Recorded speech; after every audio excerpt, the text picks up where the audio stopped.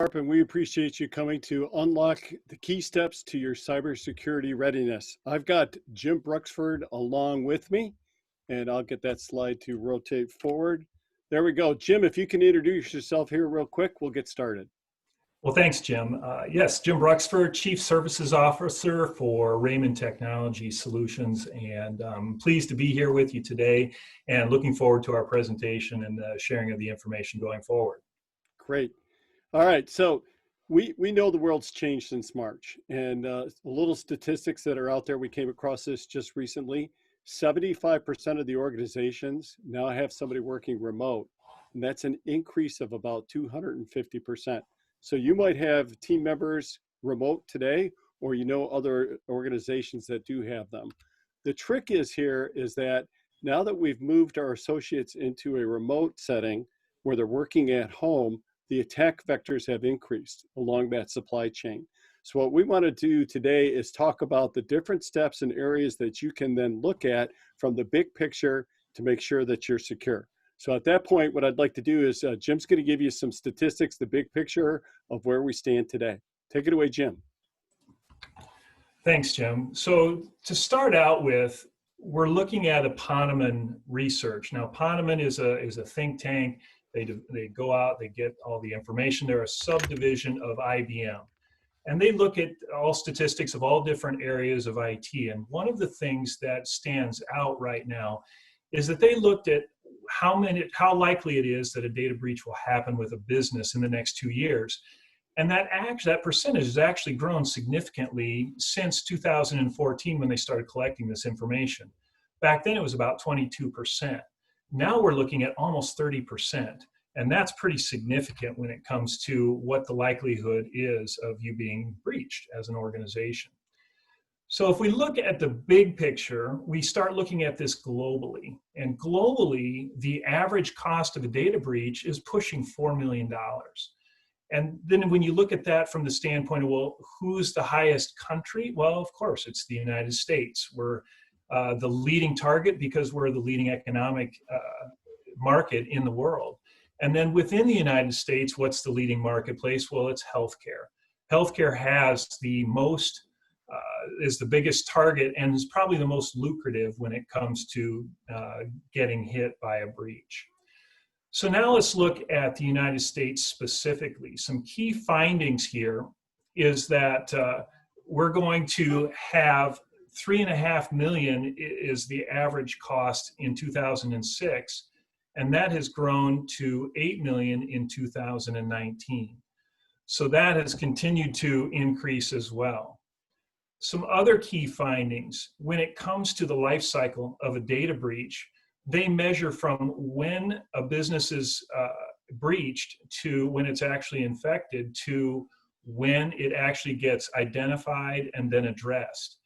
And that life cycle has increased as well. So it's 279 days in 2019, but back in 2018, it was only 266. So what does that tell us? That tells us that the bad actors are getting better and better at hiding the breach, and it's taking longer for us to detect when they're actually there. So now let's break this down and start looking at the cost of the data breach. And so on the right-hand side, you see that there's, for organizations more than 25,000, their average total cost of the breach is about $5 million. But then when you look at the left-hand side, the less than 500 employees is at $274 million. So as an organization, if you're a small business, you can't just rest assured that only the big companies with all the money are the target. It's actually the opposite. It's actually the smaller companies, less than 1,000, that are highly lucrative to data breaches. Now to take this more into a local standpoint, we as Raymond Technology Solutions, we have businesses come to us and say, help, we've been breached, we've got our data is now locked up, it's encrypted with ransomware, help us undo this, help us unravel this. And in the past year, we have averaged one business a month. And that is a significant increase from previous years. But that's the last 12 months impacting us. And then our average cost, and this is just the cost that we see with these businesses, is $80,000. This does not include their reputation, their downtime, the cost of their employees when they're not working. A lot of those other costs are not included in this number. So this is just to help diagnose and also remediate. So to get back, I alluded earlier that the small business is really a target. So what I wanted to share here is that when you're at 25,000 employees, the average cost is $5 million divided by the number of employees. That's about $200 per employee. But now you look at a smaller organization, say between 500 and 1,000, that cost per employee just jumped up to $3,500 per employee. That's a 10x increase in the cost. And so a small business, a small to medium-sized business, is a very lucrative target for the data breaches and stuff. So from there, I'd like to give it back to Jim to talk a little bit about the breach cost and what's your exposure. So Jim? Thank you, Jim. Those are good statistics. Again, he's talking big picture. So let's take this out now. If you got a pencil and paper, or you can just kind of rough thumbnail it, that's great. We're going to figure out what your potential exposure is, and it's a very quick exercise. But before we do that, really what we want to do is talk a little bit about some of the causes that are associated with breaches. And if you look right here, again, this is coming from the Poneman study. They're actually based up in Traverse City, a great think tank, a lot of knowledge, and a good track record of information. But really what they're talking about on the right-hand side of this donut is it says malicious or criminal attack. So only 51% of the breaches are actually coming in from the outside. Okay, so that means you have 49% of the breaches on an internal factor, and 24% of those are caused by human error, and then 25%, which is by system glitch. So if we look at it as an organization, yes, we do have to be concerned about our perimeter, but then also it's like Dr. Heal Thyself, we've got to make sure that we take care of our house and make sure it's kept in order. Just another statistic along the lines, now this is coming from the Verizon data breach study, and really the number that we want you to look at is the third line from the bottom, and that's errors. And if you look, errors over time have been increasing. So when we talk about the attacks from outside, we just have to be just as cautious from an internal perspective. So let's break down those costs just a little bit here. And so from the Poneman study again, 31%, that's the dark blue in the upper right corner, on average is the cost for detection and escalation. So when Jim was talking about, for example, a small to medium-sized business that we're interacting with, that 88,000 on average only falls into that quadrant. But there's other costs that are associated that Poneman focuses in on. Notification, as well as post-breach cost, all of the cleanup, maybe you have to get some additional equipment. And then the real big one at 36% is ending up being the lost business as a result of it. So here's the big picture of everything, okay? So now let's turn the tables and say, as an organization, what's our risk factor? And the best way to get started is to look at it by a cost per record. So what you have on the screen right now in front of you is the average cost from 2019 based on the Poneman study, and they've got all the statistics to back it up. So this is a robust data set. And on average, if you're in the healthcare industry, it's $429 per record. If you're all the way down on the bottom, if you're in the public sector, it's only $78. Well, when I say only, it's still $78, but it's not as significant as the $429. Okay, so I'm going to come back to this slide in just a moment. What we're going to do is we're going to go forward and say, okay, what's that mean for us? What's our exposure? It's a simple calculation. How many records do you have with personal identifiable information? They call that PII. And then you can multiply that by the cost per record per industry, and that's your exposure. So if we go back up here, if you've got 10 records and you're in the healthcare industry, your exposure is not that large. We actually had a conversation just yesterday with an organization that has 300,000 healthcare records that they have to protect. So you add that number up, it could be a significant exposure. So I'll go forward again. Take the number of records that you know. Just if you don't know records, just think clients. How many clients, customers do you have? And then we'll go back up here and go ahead and figure out your exposure. We'll just sit tight on that. We're not going to be sharing this information. This is for your benefit to help you figure out, are you dealing with a big issue or a small issue? We'll give you just a little bit of time for that. And as we go along too, we didn't mention this at the beginning. If you do have questions, you can definitely get them into us and we can make sure that we can address them. We're going to be saving time at the tail end of this presentation as well. So we've had a little bit of time here. If we need to, we'll circle back to this again. We've got all the different industry sectors there. Let's go ahead and move forward. Now, one other aspect of the Poneman study that came out is if you look at the green bars on this slide, these are proactive measures that you can take to decrease the cost before a breach happens.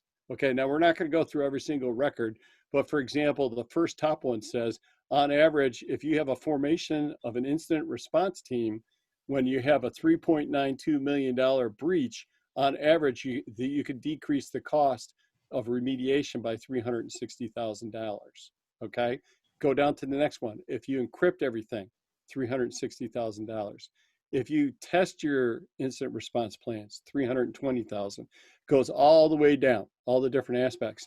Now, if you look to the pink, to the bottom right, when we're looking at the pink, these are cost amplifiers. So if you haven't done this proactively, then you can run into these problems and it can get much more expensive. So for example, if we go to the very bottom, it says third-party breach. Okay, well, a couple years ago, Michigan State University had a breach. Okay, 4 or 5 years ago, they let everybody know. Just recently, they had another breach. If you saw it in the news, it wasn't them that was breached, it was a third party. Target, you've heard about Target before. Target wasn't really breached themselves, the third party was, and ultimately led to Target's troubles as well. So really, we have this information, we can get this information out to you after the presentation, but the gist of this is that there's certain proactive measures that we can take, as well as there's certain areas that if we don't take those proactive measures, that balance into that equation. Just one final thought on this, and we didn't really put the statistics up there before. Typically, the bulk of the cost, so if we go back up here and we figure out your exposure and your cost, typically 2/3 of the cost is incurred in the first year, and then it lingers for year 2 and year 3. That last third, the cost typically gets spread across there. So now you have a rough number of what it would cost. And so what we're going to do is we're going to switch back over to Jim here pretty quick, and we're going to talk about how do we protect ourselves, how do we build that comprehensive cybersecurity program so that we know that we're doing everything on our end to protect ourselves. Jim, take it away. Thanks. Whoops, sorry. So, got to get on the right slide here. Sorry, folks. The objective of what we're going to do, we're going to take a poll. And this is an informal poll. It's going to be anonymous, but this is your opportunity to participate. And we're going to get some stats from the people that are on this webinar to kind of get a feel for where all of you are at when it comes to security programs. So we'll go to the first poll, and you see the poll pops up here, and it'll give you a chance to respond. But basically, with an asset inventory, where do you stand as far as knowing where all of your information is? So what is your PCs, servers, routers, mobile phones, anything that could be impacted? We're looking for how well you keep track of your asset inventory. And this is all pretty much subjective to you and your field. So, okay, we're at about 61% voting. So we're still waiting for a few more to respond if possible. Our number kind of, okay, there we got a little bit more. So we're at 66%, okay, so we're getting a little bit more. Right now we're looking at about 94% feel confident that they know where their stuff is, they've identified it, they've kept track of it, and any given point in time they can give a record of that. So fantastic. So yeah, so right now sharing the results, 94% of you feel comfortable with where your asset inventory is right now. So we'll go to the next screen. The next one is back our critical data. Do you know where your crown jewels are? And do you have that all identified? So if you lost or had this data compromised, or if it were stolen in any way, do you feel like you've got this identified such that you can start there and start looking at a protection plan for that? So it's making sure that it's all identified.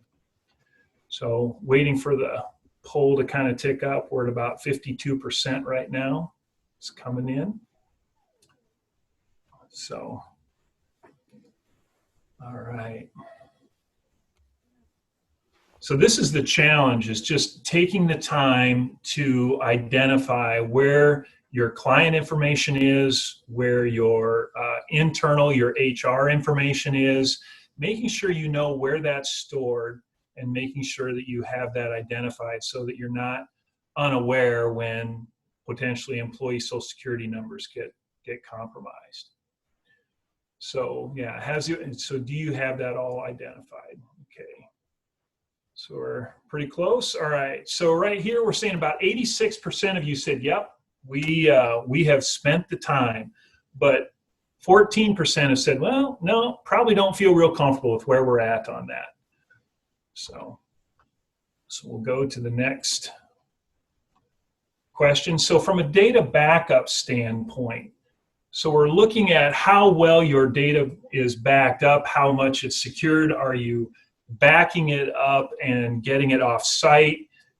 Do you actually have what in the term in the industry is called air gap? Have you separated your backup infrastructure from your private network? Because if your private network is compromised, one thing that we're seeing is the first thing that they go after is they start making your data in the data backup systems inaccessible. So they start encrypting your backup data. They start shutting off your backups so that if you're not actually testing it and looking at it on a daily basis, you don't actually see it going away. So is there a plan in place to safeguard your critical data, and are you testing it regularly?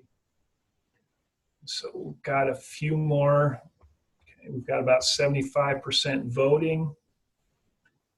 And so we're going to share the results here shortly. And so 93% of you say, yep, I know exactly that my backups are working 100% of the time. We're testing them on a regular basis, and we don't have any problems. Very good. I'm glad to hear that. There are 7% that are saying, maybe not.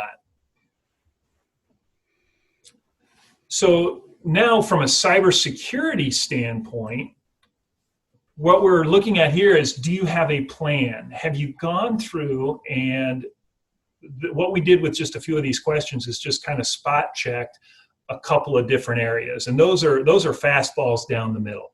So hopefully, and our polls suggested that too, is that they were very everybody was pretty confident where things were at.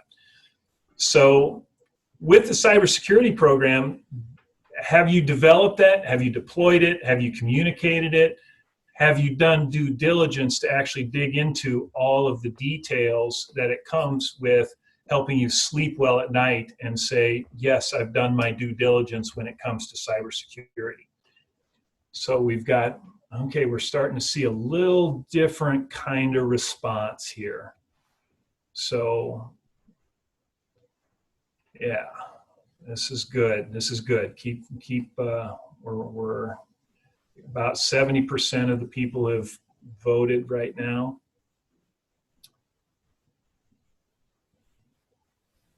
So yeah, it's looking kind of, this is typical of what we're typically seeing. You'll see in the poll, it's about 50-50 as to whether people have made the investment or that they feel like they've done their due diligence in putting the cybersecurity program together. So that's really where we want to go next. Is I'm going to turn it back over to Jim, and he's going to kind of talk about what a cybersecurity program really looks like, and then how it can be developed. So Jim? Jim, thank you. And right here, we've got the basics for a cybersecurity program. And with that is, and you know, good information. Sounds like a lot of people have already started down the path of making sure that they're managing your security posture. So kudos to everybody that has. And if you haven't yet, it's very understandable because it's very complex. And so really what we're looking at right here is when you look at a cybersecurity program, you need to start with a governance strategy saying, where do we want to end up on that security continuum? Okay. And with that, you've got you have to assign leadership for the security process, as well as determine what your data management strategy is, as well as have a risk assessment, and then a whole plethora of different types of policies. And we've just got a couple here. IT security policy is a big one. Backup strategy. Jim said that, based on the numbers, you guys are in good shape there. Incident response plans are real important. Obviously, continuity planning, that folds into the pandemic planning that we've had a lot of experience with here as well, and disaster recovery. And a lot of people might fold the continuity planning in with disaster recovery. And so really there's a couple of different ways that you can look at that, and we can go through that later if you so choose. And then last, what's real important, this kind of goes back to that Michigan State conversation before, is your vendor management. How do you know that your vendors who have your PII information, how are they effectively handling everything along those different lines? So let's go ahead and get started with the different aspects of everything. So at Raymond, we've been in the cybersecurity aspects of everything for about 16 years. We launched the practice 16 years ago. Jessica Dory leads up this practice for us, and we've worked with quite a few industries, organizations across the board. So we've had an exposure to a lot of different standards. So one of the questions a lot of times people say is, how do I get started? What should I do? So our recommendation is first is to leverage the critical infrastructure security, and that's the Cybersecurity Framework. We'll look at that at the next slide. And then if you're a small business, and we're talking 100 associates or less, the NIST, which is the National Institutes of Standards and Technology, has a small business fundamentals for security, and it's called NIST 7621. And you can look at revision 1, that can help you get started. And then if you're a medium size all the way up to an enterprise, you can look at the NIST 853 Rev 4 or the NIST for the mid-size organizations 800-171. So again, these slides will be available after. So those are the standards that you can leverage, okay? Now in there, in the cybersecurity framework, it has these different aspects to it. First, you want to identify, protect, detect, respond, and then ultimately, if you have an issue, is recover. So let's go into those in just a little bit more detail. And so first with the identify is really what the goal is to say, and Jim alluded to it before, what are our crown jewels? What's important to us? If something were to happen to this information, could we be adversely damaged, okay? Once you understand from the cybersecurity perspective what's at risk, then you determine, how do I protect myself? And that's by leveraging those NIST standards, the 171 or the 53 or the 7621. And we'll get into a little more detail on that. Ultimately, though, after that is once you have your house in order, you know what's there, you've got the controls built, then you have to be able to say, how do I know if somebody's entered my house? And that's the detection aspect of it. And as Jim talked about before from the Poneman study, on average, they're in for 279 days. So what are the proactive measures that you can take to protect yourself? But once somebody is in there, what's your strategy? How do I respond to that? That comes into the information or the incident response plan, as well as then how do you get back to equilibrium with the response? Now, one important caution here is as you look at these different aspects of it, there's over 1,500 controls. When you get down into the nitty-gritty detail of the 853, there's 1,500 controls that are out there. It's difficult to know where to start. It's easy to get lost in the details. As a matter of fact, I've got a slide right here. This is the cybersecurity framework. And in there on the far left side is some of the controls that NIST identified. And as you march across the spreadsheet, and it's not intended so you can read it and look at it. It's really to drive home a point is that there's a lot of complexity in this process. And what as an organization, as you're building out this governance strategy and putting together that comprehensive cybersecurity program, you've got to get to the details, be able to figure them out, know where your jewels are, protect them, okay? And that can be very difficult. So as a result of that, we've put together a methodology. We've actually used this ourselves internally. Jim will talk about that a little bit as we get towards the tail end. But as far as the cyber security risk management process, we're looking at it from this perspective. It's 5 steps: governance, the data identification, protection strategy, then you need to build out that strategy, and then also you have to back it up with policies. And it's not real exciting from the policy perspective, but if you don't communicate, articulate, and then roll out those policies so people understand, it's like they don't exist at all. So let's get into each of these areas. First, we're going to talk governance strategy. We'll talk the crown jewels. We'll talk how do you protect those crown jewels. Then we'll talk about building out that strategy as well as deploying those policies. So here is just a framework that you could work from and be able to do it and drive home all the different aspects of it. So first, we're going to define an objective for the governance. And again, it's not exciting work. A lot of people don't see a lot of value in this, but unless you start here and have that idea of where you want to end up on the continuum, it's difficult to manage the process. So you want to establish governance strategy. This is the executive team. Typically, you can do it in a couple hours in a facilitated session. But first, what you have to do is be able to provide a high-level training, make sure that they understand the significance of governance, what the cybersecurity framework is, an overview of where you're headed, as well as then walk through a series of questions to determine, in essence, the as-is where you are today. And I always tell a story that several years ago when I became the Chief Information Officer for Raymond about 15 years ago, I went to our CEO at the time and I said, "Are you sleeping well at night?" And he said, "Yes." And I said, "Well, I'm not, and you probably shouldn't be either." And that's because, you know, the other side of the house is worried about managing the business, driving revenue, taking care of clients, delivering services. And this is kind of an under the hood type of activity. So a lot of times people don't see or understand the ramifications of a security posture. So at the tail end of a governance cycle, what you really want to be able to have is to know where you are on that continuum. Identify the key components because of, as you all indicated with some of the poll questions that you had before, you do have different parts of everything that's already put together. You may not have that comprehensive umbrella strategy yet in place. And then make sure that you identify a lead person. That's one of the biggest challenges. As a matter of fact, we were with a group just yesterday and asked that question, who's responsible for the security for the organization? And there was crickets. There was absolutely no response. So that was a tall tale right there. That was telling us that that hasn't been identified as of yet. So that's it with the governance. After you've had a chance to do the governance strategy, it's the same type of activity here. Now we want to say, okay, what are our crown jewels? Well, this time we don't need to pull in the executive team. We're going to pull in the IT team and the data owners. So in this case, a lot of times we work with the finance team, we'll work with the operations team, marketing and sales. It depends upon the organization. We interact with the HR team. And what we do is we have to say, okay, what are the critical assets? What's the data?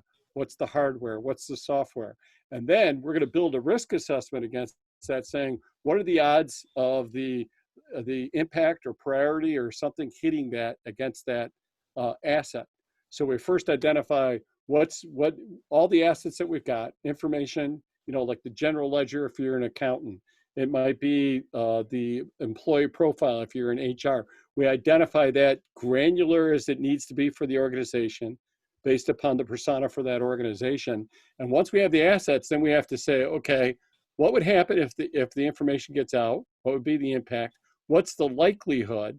And then we can determine a priority as far as that information goes. So once we've had a chance to identify what's going on with our data and what's important, then you can go into the next part of the strategy, which is your protection strategy. That's where you can leverage the critical or the cybersecurity framework. You can do the 171 or the 853. And in there, what you want to do is walk through all of the different areas. Now, when I talked about the 1,500 controls before, that's when you get very granular.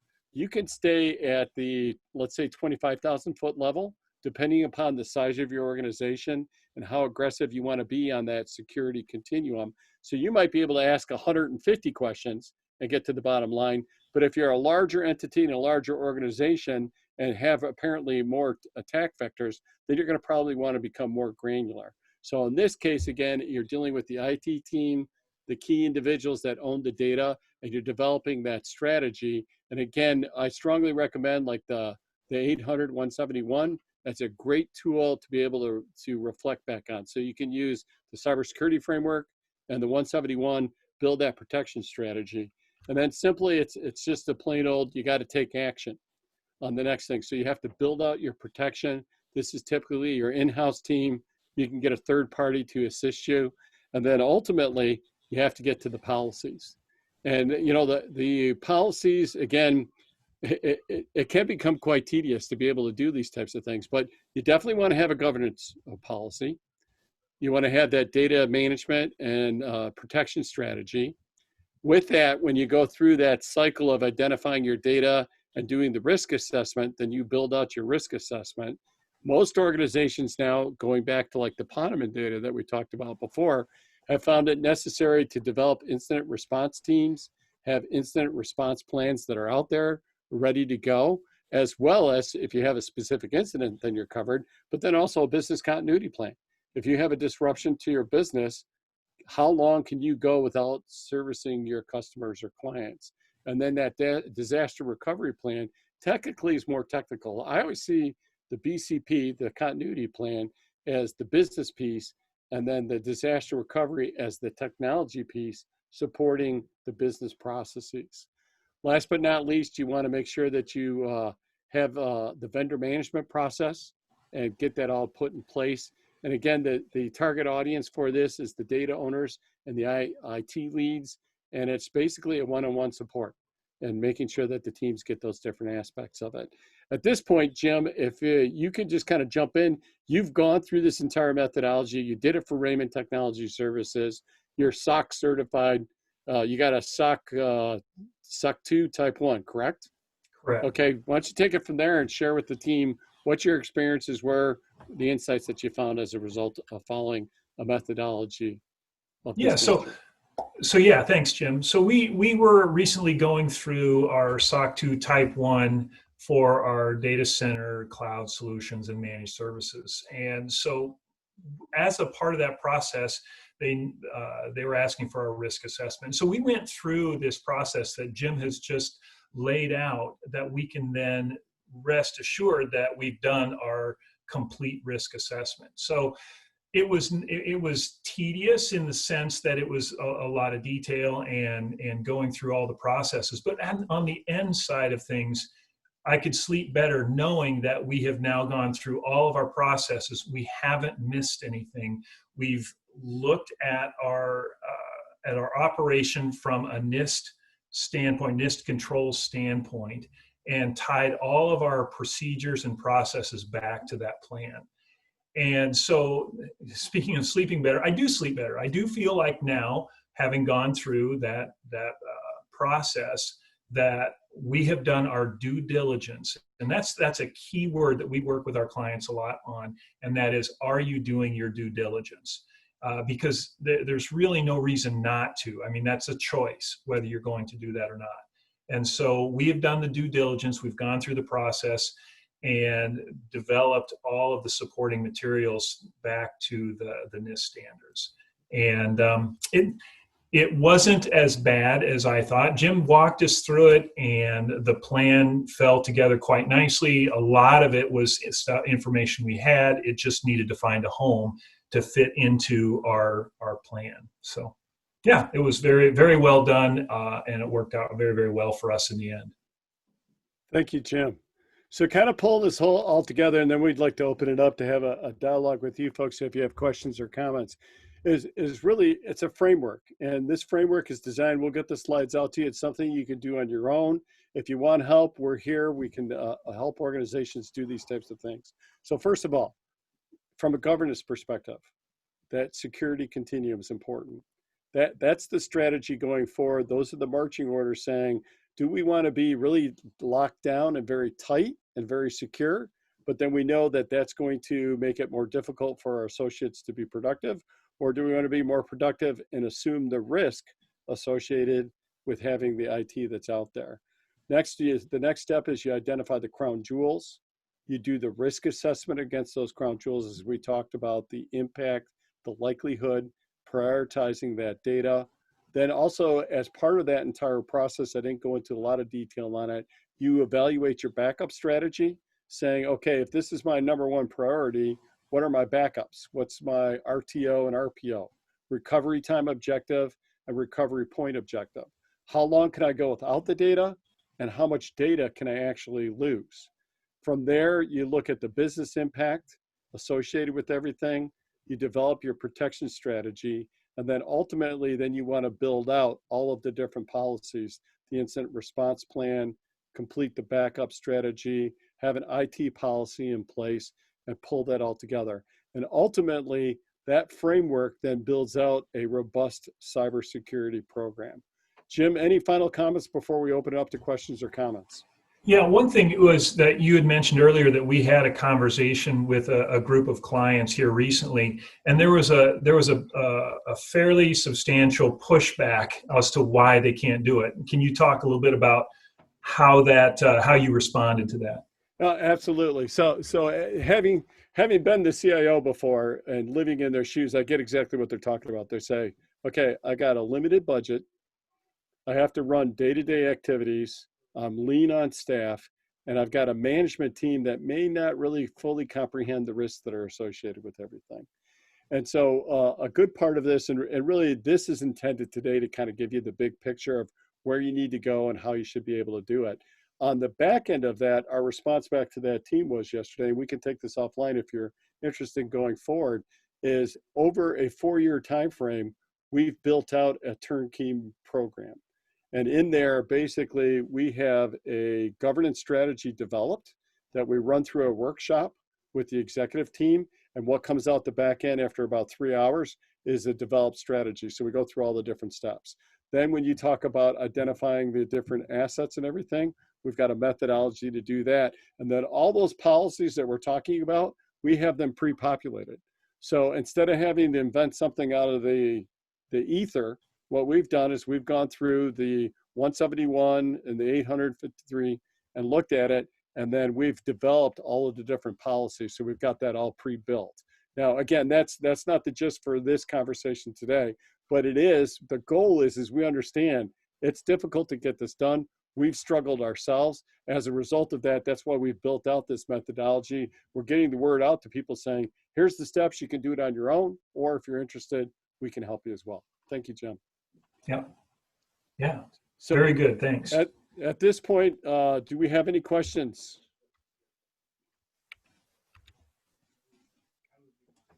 Hi, Jim and Jim. So a quick question. We actually have a few. So one of the questions was, how much does it cost to secure all of the things? So it sounds like there's a lot of information in the slides today. Can you maybe give a ballpark when we're looking at this holistically? What is this looking like cost-wise? Well, that's a case-by-case scenario for the organizations, because a lot of organizations might already have something pre-built. Also, the methodology was designed so you can come and go at all the different points. So you can just do the governance phase, you can do all the different aspects. So what we'll do is we'll follow up with this slide deck as well as an email. And if you're interested, we can get together and figure out what it would be. The goal is to make this it as cost feasible as possible, because we look at it this way. The risks that are out there, we don't have to go through the scare tactics. You guys know that the risks are out there. It's an overwhelming task to try to get this put together. Our charter is to service our clients and do the best we can for them. That's why we developed this entire thing. So we'll be happy to take that one-on-one. That's a great point. So I guess kind of in relation to that, what is the time frame with this process? What does that look like? Is it a month, a couple months, a year? Like, how long does it take to go through this? Well, Jim, how much time did you guys have to do it? Well, we turned it around in probably less than 2 weeks. And that was a series of meetings that we had that Jim helped walk us through. But I took my management team, and I believe it was 2 to 3 meetings, an hour to 2 hours in length. And we hammered through it in probably less than 2 weeks. And that was a team of about 4 or 5 people. So if I can jump on there as well, Jim, is this is set up as a cadence process to match the time frame for whoever wants to do it. So for example, if you're interested in going it alone, you say, hey, thanks for the framework, I'm off, Godspeed, go get them. Depending upon the organization, the number of departments that you have, the number of team members that are associated, the more people you put in a room, the slower the process goes. So when we facilitated with Jim and team, I think you had at one point in time 5 people in, and that was in the identification phase. Jim was talking about the identification phase. So really, the governance workshop is, let's say, 3 to 4 hours, the executive team. Then we did 3 workshops on doing the identification, and then about 2 workshops on dealing with the protection. And then we let the team go loose on the policies and procedures. So again, we've got them pre-written. What the organization has to do is look at it and say, yes, no, and be able to get those things out. So it's as fast as you can go or as slow as you want to go. And Jim, why don't you share with them a little bit of the feedback from the, we can't audit ourselves. We had another CPA firm audit us. Share a little bit what went on with that, and then we'll answer more questions. Yeah, so Raymond obviously does these audits as well, but we wouldn't have the independence if Raymond audited Raymond. So we did go with a third-party outsource. And so when we got on the phone and kind of walked through our process and all of the deliverables from this process, we had this auditor asking us questions about the audit. And they were saying, well, how did you go about this? And how did you go about that? And it wasn't questions about, well, where is this information? Show us evidence of this. It was, wow, this is incredibly detailed and very, very thorough. We're very, very impressed with your process. Tell us more. And we spent more time educating them about the process in that phone call than we actually did about actually going through our materials. So they were very impressed. They said that's one of the best processes they've ever been involved with in terms of an audit. So that was fun. That was very fun. One last comment. We've been developing this over 4 years. There's been thousands of hours dedicated to looking through this because we've gone through every single control and said, does it make sense or doesn't it? But the important thing is you can read some of these controls and you have no idea what they're talking about. And so that's where we're talking about trying to take the mystery out of it. And again, if you want to do this on your own, I say 171 is your target, as well as the critical, the cybersecurity framework. I keep calling it critical, but the cybersecurity framework in there, if you can answer those questions on your own, you're well on the journey to being able to do it. Wonderful. Sam, other questions? Yeah, we had a few more roll in. So why did you choose NIST as the framework, as opposed to a different framework like ISO or others out there? Okay, thank you. And I'll take that one because I've got the 27,000, I think it's 27,001, and I think they've updated a couple times. We've got that standard, and that standard has its strengths. And then if you look at it, if you come from a financial institution, there's all different standards across those boards and all the different aspects of everything. What we found is that it's kind of like Pareto's law, that there's going to be that 80% overlap across all the different aspects of everything. And what we found as a trend and a momentum, and again, we've been at this for 16 years, so we didn't start on the NIST. And you have the critical framework too. There's the CIS, which has the top 20 controls that you have to focus in on. Very good stuff too. As a matter of fact, we've kind of boiled that into it, but that's a little bit of a sideshow on that. So we've looked at all the standards. We've got a team of professionals that have been out working with the clients over this 16-year time frame. They're all certified individuals with a lot of credentials behind them. We sat down and said, okay, if we were to be hacked or breached, what would a reasonable person do? And that is, we'd hang our hat on a standard. And so we looked at all the standards across the board, said, Pareto's Law, they're all pretty comparable. NIST is a big standard that a lot of organizations are working for. Now, if you're in manufacturing, it might be ISO. And if you want to follow the ISO standard, we know some great organizations. We can get you linked up with them, and they can help you get your ISO and to be able to do those aspects. But for the average organization and the small to medium size or enterprise, or the medium sized business, we found NIST to be the most straightforward. That's helpful. Thank you so much. And then another question here. So obviously remote access is on everyone's mind. So what are minimum standards for remote access? Are we talking encryption, VPN, router controls? Can you guys shine a little light on that? Jim, you want to take that? Yeah, so from our standpoint, we have a solution that kind of walks people through that. But in general, you definitely want VPN. You don't want end users using their home computers. You want to have control over that remote device. You do want multi-factor authentication. You also want end user training. So those are the bottom and the entry level controls that you want to be able to start with, is just making sure those are the basics, and start from there and then build off of that. We know that end user training is so critical. That's what lets these things in the front door, is your end users, your employees. And the more you can educate them, the more frequently they get this material sent at them, the more likelihood that that's going to be deterred. And so there's that aspect, and then obviously the VPN and the company issued workstations are all important as well. So that would be a very, very good start, just from a minimum standpoint. Hey, Jim, just jumping on to that conversation as well. I read a couple years ago that if you can take the administrative rights off the PC, you eliminate 98% of the risk. So if there's only one thing that you can do, if you can eliminate the user admin rights, talk to your technology team and say, can we eliminate those? Now, in some cases, there's software packages that are rather old that use the access to those admin rights and say, no, you can't turn them off. But if you can turn them off, 98% of your threats are already gone. Now you're only dealing with that 2%. Yeah, exactly. You're absolutely right.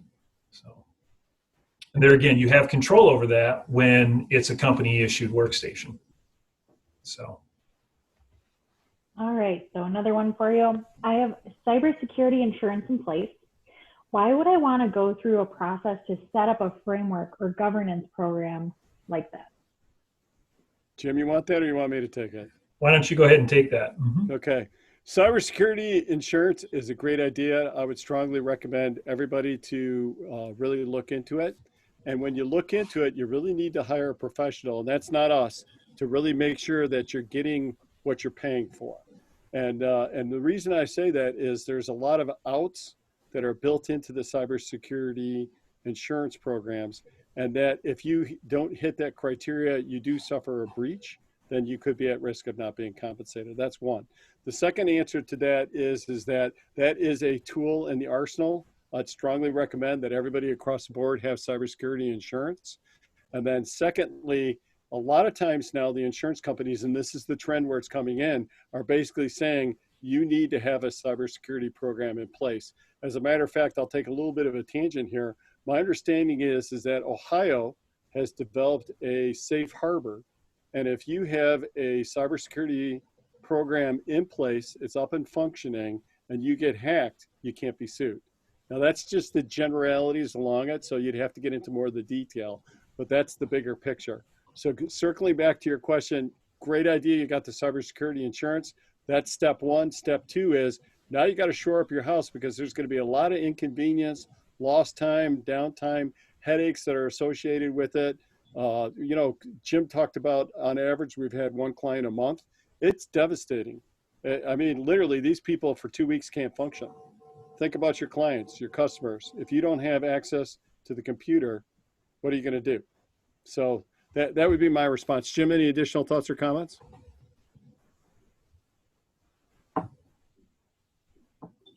I think we're good. Sam, next question. Yeah, absolutely. So you know what, I think that's wrapped up the questions of today, but as a quick reminder, this session is recorded, the slides are available, and will be sent to all of our attendees. Thank you all so much for joining us today. Jim, thank you so much for this session. We really appreciate all your knowledge. We see on the screen right now your contact information, those emails are available. Thank you so much again. And in addition, we have 3 more webinars coming up in our series, so make sure to check those out, register today to reserve your seats, and we appreciate everyone's time. Any final statements from my Jim and Jim team? We're good. Thank you. And Yeah, if you have any thank you very questions, much. really feel free to reach out and we'll be happy to help you. We'll be happy to help you get to the right people because at the end of the day, this is one of the most important things you can be doing for your business. Perfect. Well, thank you all so much. And additionally, we look forward to seeing a lot of you at our cybersecurity conference coming up November 12th. One last shameless plug there. But again, thank you all so much for your time today and have a great day. Bye now.